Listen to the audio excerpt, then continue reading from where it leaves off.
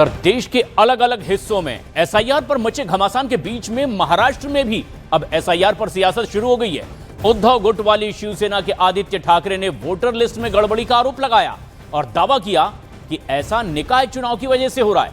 आदित्य ठाकरे का यह बयान आते ही एसआईआर पर महाराष्ट्र की सियासत में भी अब उबाल आ गया है।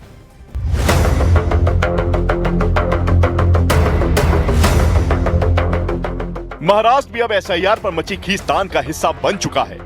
ऐसा इसलिए हुआ क्योंकि उद्धव गुट वाली शिवसेना के आदित्य ठाकरे ने वोटर लिस्ट में गड़बड़ी की शिकायत की। आदित्य ठाकरे के नेतृत्व में विपक्षी दलों का एक प्रतिनिधिमंडल राज्य चुनाव आयोग से मिला और मतदाता सूची में गंभीर अनियमितताओं की शिकायत करते हुए लिखित आवेदन दिया।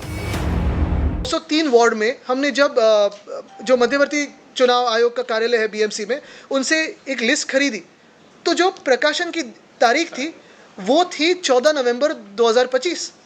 ये तो पहला शौक हमें बैठा, क्योंकि अगर 14 नवंबर को ये रेडी था, रोल पब्लिश था, तो ये किसके हाथों में गया है? हमें बहुत सारे एजेंट अप्रोच कर रहे थे, लेकिन हमने लिया नहीं, क्योंकि ये सही है झूठ है हमें पता नहीं था। लेकिन अगर हमें 20 तारीख को ये लिस्ट मिल रही है, तो फिर किसको आपने 14 तारीख को दी?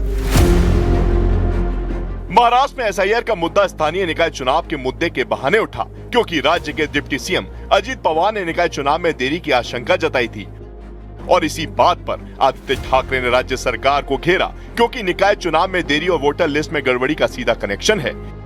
लेकिन उनका ये आरोप राज्य सरकार को बर्दाश्त नहीं हुआ और शिवसेना ने आदित्य ठाकरे को चुनौती दी कि वो अपना आरोप साबित करें। ठाकरे जी बेबुनियादी आरोप लगाते हैं। वो बोलते हैं कि ड्राफ्ट लिस्ट पब्लिश हुआ था नवंबर 20 को और बीएमसी के वेबसाइट पे 14 नवंबर। उनको ये भी जानकारी नहीं कि ये लिस्ट अपलोड हुआ था नवंबर 20 को स्टेट इलेक्शन कमीशन के रिवाइज शेड्यूल के अनुसार। नवंबर 14 को पिछला लिस्ट था और कोई भी सिटीजन जिनको आपत्ति था या कोई भी दल जिनको ऑब्जेक्शन था वो सबमिट कर सकते थे नवंबर 27 तक बीएमसी में या फिर स्टेट इलेक्शन कमीशन के वेबसाइट पे। तो वोट चोरी का काम मतलब बात वहां पर कर रहे थे लोगों ने, सही जगह जो है विपक्षी वहां पर दिखाई। आज फिर से महाराष्ट्र में वही बात दोहराने का काम इन लोग कर रहे हैं। मुझे लगता है कि अगर डेवलपमेंट आपने किया होता, लोगों के साथ आप जुड़े होते, तो आज ये सब कारण लेकर आगे बढ़ने की नौबत आप पे नहीं आती।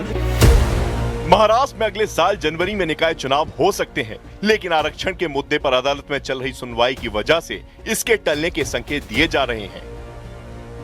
खुद डिप्टी सीएम अजित पवार ने एक सभा में इस ओर इशारा किया। इसके बाद विपक्ष एक्टिव हो गया, वोटर लिस्ट में गड़बड़ी का मुद्दा उठाने लगा और चुनाव आयोग से वोटर लिस्ट में अनियमितता की जांच की मांग कर डाली और इस बात की गारंटी मांगी कि निकाय चुनाव में गड़बड़ी नहीं होगी, जिस पर सत्ता पक्ष भड़क गया और उसने विपक्ष से सबूत मांगने शुरू कर दिए।